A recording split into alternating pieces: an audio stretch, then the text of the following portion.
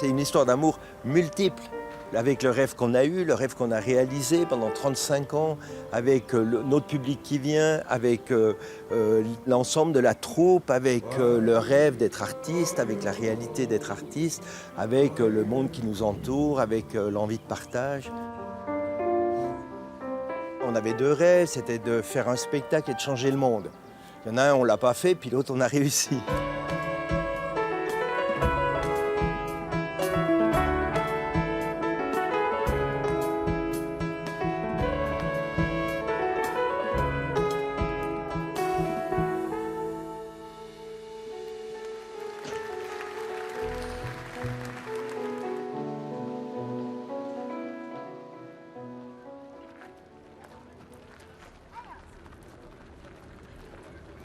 Qu'est-ce qui vous plaît chez les plumes?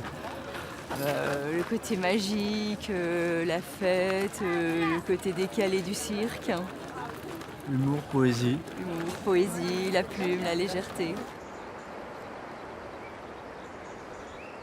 Après 3 ans de tournée, le Cirque Plume est revenu ancrer son chapiteau à Besançon, au bord du Doubs, à l'endroit même où son 10e spectacle, Tempus Fugit, avait été créé.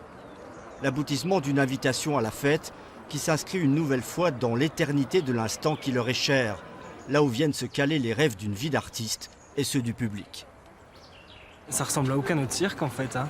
C'est beau, c'est poétique, puis en même temps c'est gros, enfin voilà, il y a plein de choses différentes. Il y a de l'humour et puis les types ils se renouvellent à chaque fois, enfin, moi je me suis jamais ennuyé.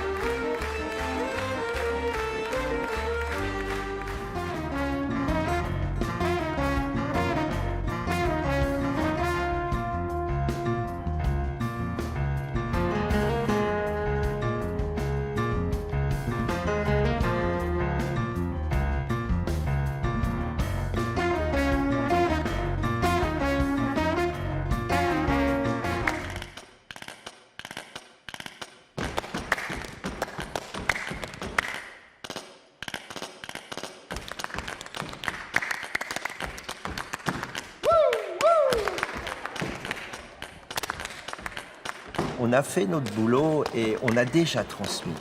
On a déjà transmis le désir du cirque, on a déjà transmis l'envie, il y a des troupes partout.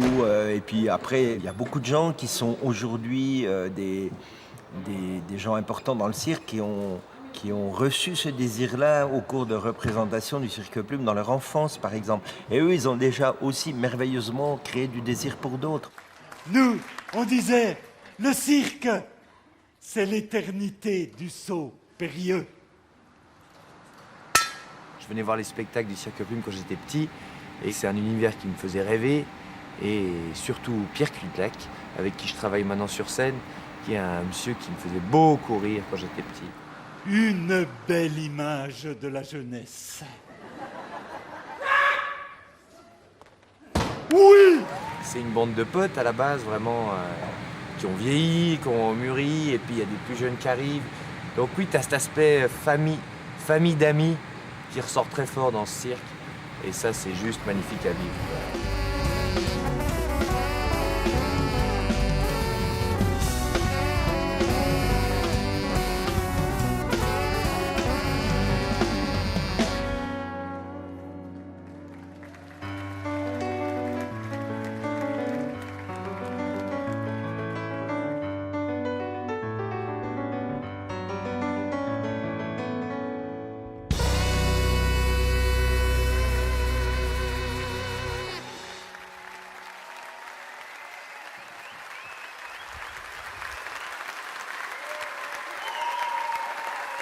Plume est peut-être tout à la fois la compagnie qui aura le plus duré depuis la création du nouveau cirque et qui, c'est certain, aura su systématiquement se renouveler dans ses propositions. Ce qui fait que Cirque Plume n'est jamais apparu comme un cirque vieillot.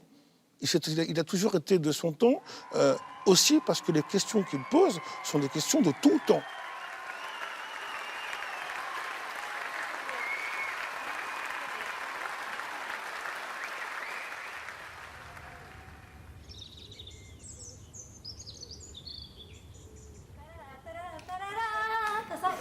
me lance tout d'un coup, ça me fait tomber. Et là, la pluie tombe, tu vois, et je suis là avec mon ballon. Mais moi, ça tombe bien, ça m'arrive.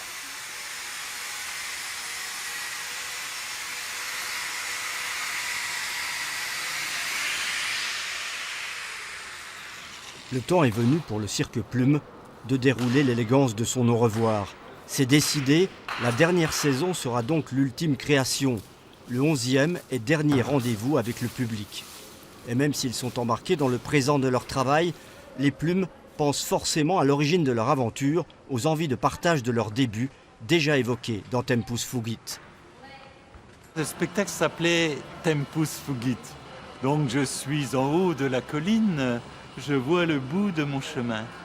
Et donc à ce moment-là, pour évoquer le temps qui passe, c'est tout le temps pour chacun d'entre nous une expérience intime et personnelle.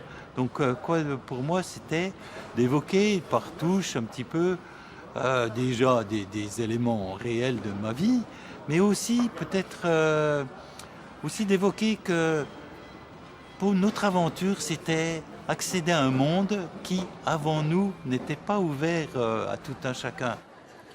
Notre première compagnie, ça s'appelait la Gamelle aux étoiles. Et cette gamelle, je l'ai toujours gardée avec moi. Nous, on n'imaginait pas de faire un projet dans son aboutissement.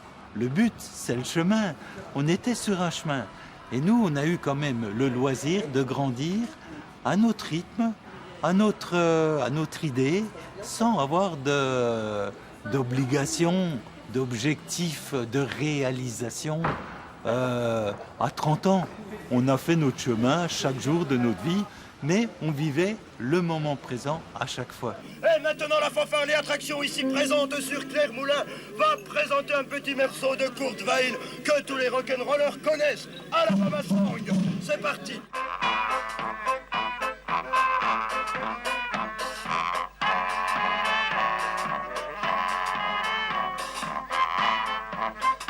On faisait les attractions d'un côté, mais Pierre, Brigitte et moi, on avait un spectacle de cirque, enfin, de début de cirque.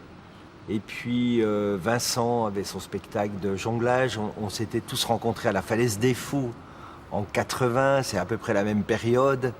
Et même déjà à l'époque, moi j'étais à la recherche d'une forme de spectacle qui pouvait réunir la poésie, le voyage, la marginalité peut-être, et aussi la possibilité de s'adresser à tout le monde.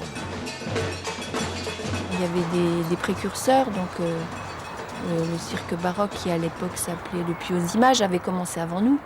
Et puis on a été quelques-uns comme ça à partir sur ce chemin-là qui était ouvert et qui nous avait enthousiasmés en fait. Et on avait donc à l'époque bien aussi regardé tous les spectacles de cirque traditionnels pour s'en imprégner aussi, puisque c'est la suite. C'est la suite, c'est pas une fracture, c'est une suite. Et on s'est dit qu'on allait faire quelque chose dans cette brèche qui s'ouvrait et qui nous semblait être vraiment pleine de promesses. C'est le début des années 80 pour Plume. 84, la compagnie se constitue voilà, et va connaître, je pense, la notoriété forte avec No Animo Massanima, et notamment les représentations parisiennes de ce spectacle à la Villette pour la première fois.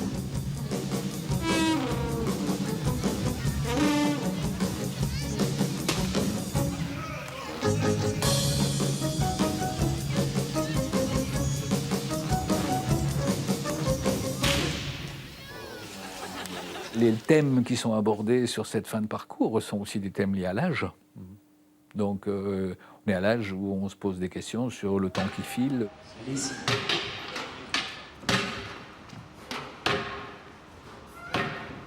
Nous, on travaille avec une mémoire qui a 42 000 ans. Et ça, dans la dernière saison, puisqu'on est dans la forêt au début, enfin des éléments de forêt, des éléments de glace, des éléments de printemps, etc., on va travailler avec cette mythologie-là. Allez, allez-y les beaux ballons alors. Pardon, je ne savais pas que vous étiez prêts. Ouais, allez-y derrière lui. Il continue à taper. C'est la dernière saison. Je trouve que c'est pertinent à bien des titres.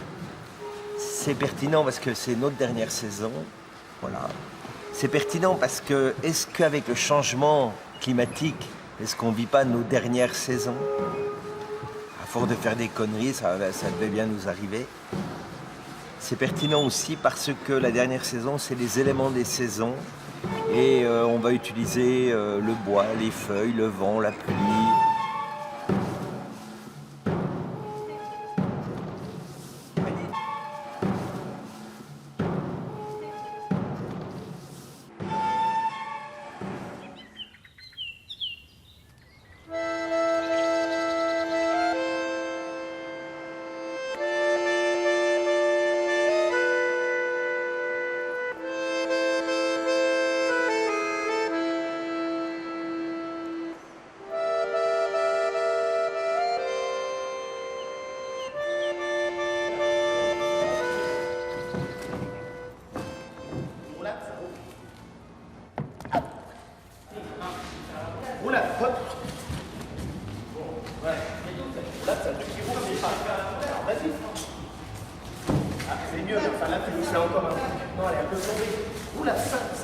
T'es dans la forêt, tu fais une roulade.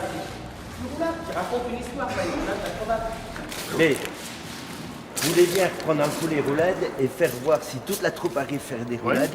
C'est super, on est au cirque, on est au cirque Plume, tout le monde fait des roulades. Oui, c'est bien, c'est la base.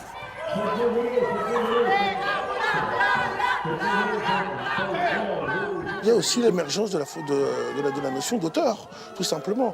Alors évidemment, on n'est pas dans la figure d'un auteur seul derrière son bureau qui pense et qui écrit. On est toujours dans des allers-retours entre une première idée et une mise en travail, et pas en application, en travail, en imagination sur le plateau. Mais il y a clairement quelqu'un qui progressivement va prendre la barre, va donner des pistes et va s'arranger pour que l'ensemble des propositions des unes et des autres convergent vers une cohérence d'écriture globale. Et ça, c'est très nouveau. Là, on commence à faire des choses qu'on n'a pas encore faites parce qu'on s'est consacré beaucoup à la structure, aux endroits qu'on traverse.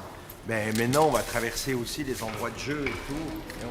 Il y a évidemment ce signe très particulier de ce chapiteau qu'une fois pénétré, on s'aperçoit qu'en réalité nous sommes dans le dispositif frontal. Ça, c'est évidemment une nouveauté. On réécoute beaucoup le début de... Ce chapiteau est unique, on est les seuls à le posséder, puis il a été vraiment conçu pour les spectacles du Cirque Plume. Nous, on travaille en frontal, donc on a constitué un théâtre. Il y a beaucoup de jeux d'ombre, des choses comme ça. Puis moi, je jouais toujours face. Au début, on avait des chapiteaux qui étaient d'anciens chapiteaux de cirque, avec une piste circulaire, mais on se mettait un peu au fond. On avait un public très circulaire, mais on jouait pas circulaire, on jouait en demi-cercle, quoi, et on jouait face.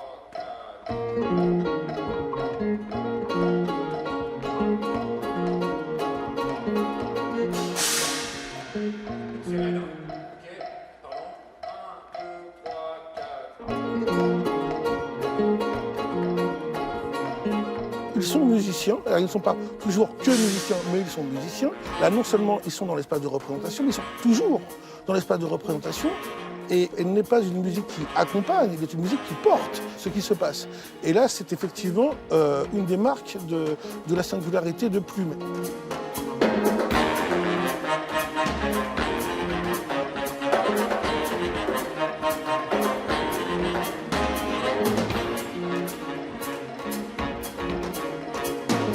La musique, c'est la moitié de notre aventure. C'est consubstantiel à ce qu'on est. Et ça l'a toujours été. Robert nous a quittés, mais maintenant, ça continue. Co-fondateur du Cirque Plume, Robert Mini a composé les musiques des 9 premiers spectacles. Décédé en 2012, son empreinte est indissociable de l'histoire de la compagnie. Bernard Kudlak et Robert Mini, c'est une histoire d'amitié immense, très forte entre ces deux-là.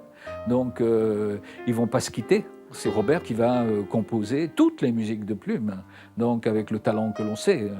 J'adore encore aujourd'hui écouter les musiques de Robert. C'est des musiques qui me touchent, qui m'émeuvent, qui me font pleurer, d'autant que quand je pense aujourd'hui à sa disparition tragique, c'est encore plus touchant. Mais alors effectivement, Plume est marqué par ça, par celui qu'ils appelaient avec un peu d'humour le maestro. Depuis Tempus Fugit, c'est Benoît Chic qui signe les partitions du Cirque Plume.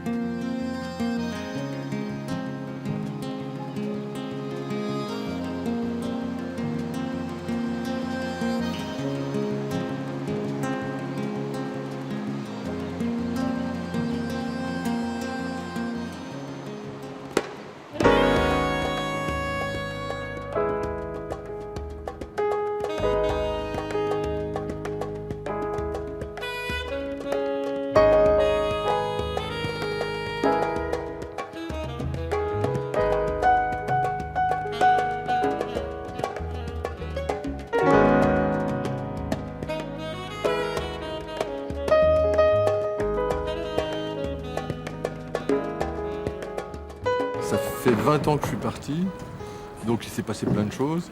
Je reviens au bout de 20 ans, donc la philosophie de pourquoi on fait ça, pour partager un moment avec des gens, dédramatiser un peu peut-être ce monde complètement absurde. Si ça avait disparu, je me serais pas ressenti chez moi, même après 20 ans de coupure, quoi. Parce que je me serais retrouvé complètement décalé avec d'autres ambitions ou d'autres mobilisations sur des choses. Là, non, c'est comme avant, ça n'a pas bougé.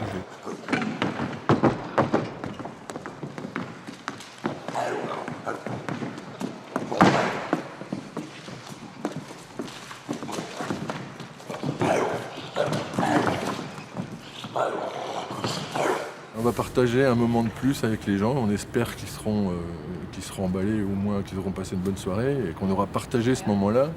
C'est le spectacle vivant, c'est ça, quoi. C'est un vrai partage. Au moment où on le vit, on le partage. Avec chaque personne est différente, chaque public est différent.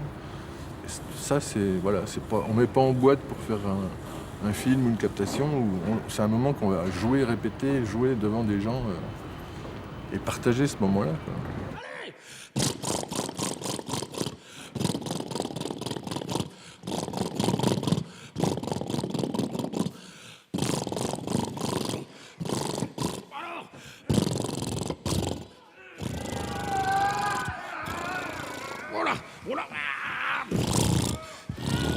Il y a la dimension d'humour, il y a la dimension de partage, il y a la dimension de la vie.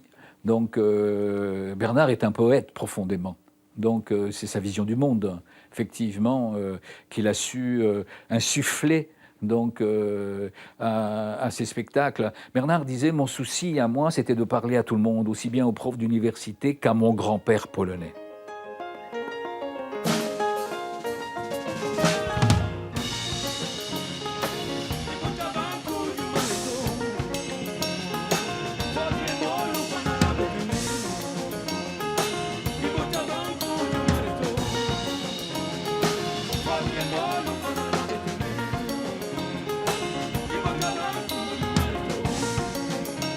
C'est la première participation à un spectacle? Moi, c'est ma première et ma dernière tournée, donc finalement, ça change pas grand-chose, mais je le sens, c'est plus pour ceux qui sont dans la compagnie depuis vraiment longtemps, depuis les débuts, ou depuis 10, 15, 20 ans, qui, pour eux, c'est une page qui va se tourner, quoi, une grande page. Ouais. Et nous, on le sent évidemment de l'intérieur. C'est une belle aventure qu'ils ont eue. Cette fois-ci, le moment de partage tant attendu est arrivé. C'est le jour de la générale, le jour de la première confrontation avec le public, la naissance de la dernière saison. Merci de participer à cette création de la dernière saison du Cirque Plume. Bon spectacle, bonne soirée. À tout à l'heure, merci.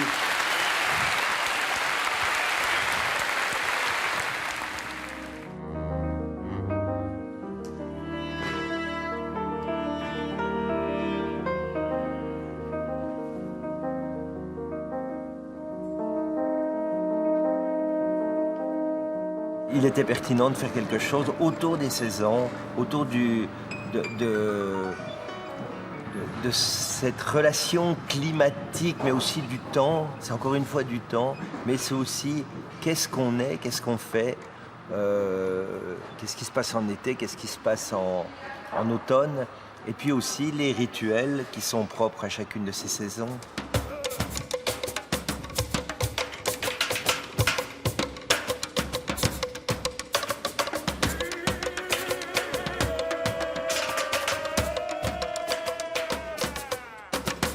Nous, on fait le Cirque Plume parce qu'il y a eu Fellini, Bread and Puppet, parce qu'il y a eu Chaplin, parce qu'il y a eu Eric Satie.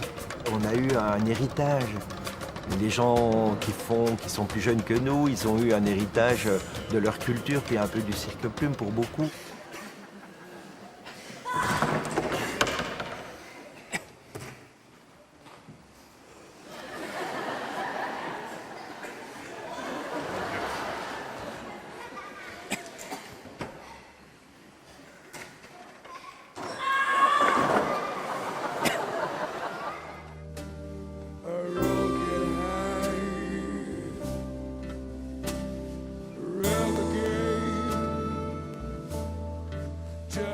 Quand on est dans les représentations avec un public, c'est l'instant présent, l'échange, c'est ça qui est vraiment important.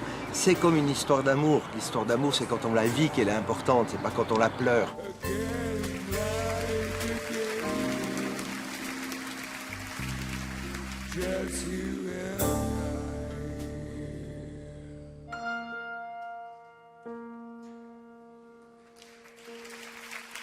Il y a ce travail sur l'homme et sa condition d'être humain. Le temps est évidemment l'un des grands sujets qui traverse cette question. Et pourtant, le Cirque Plume, comme chacun d'entre nous, sera rattrapé par ce temps qui passe.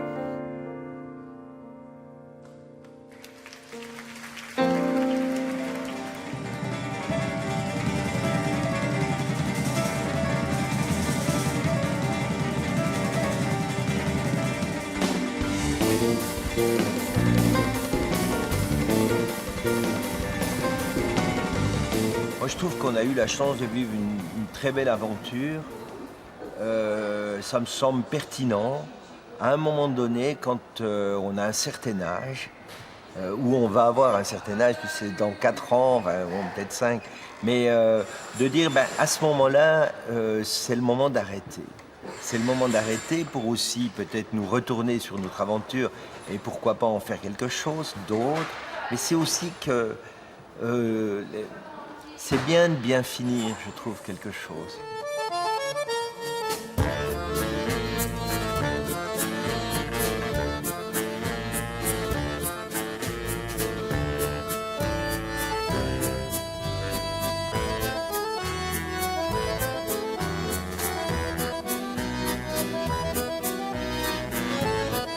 Moi j'ai du mal à admettre la fin de Plume. C'est très compliqué, peut-être un peu égoïste de se dire j'aurais plus ce rendez-vous régulier tous les 4 ans avec une merveille de spectacle. Et je souhaite vraiment que le spectacle soit tellement bon qu'il soit obligé de le tourner 10 ans.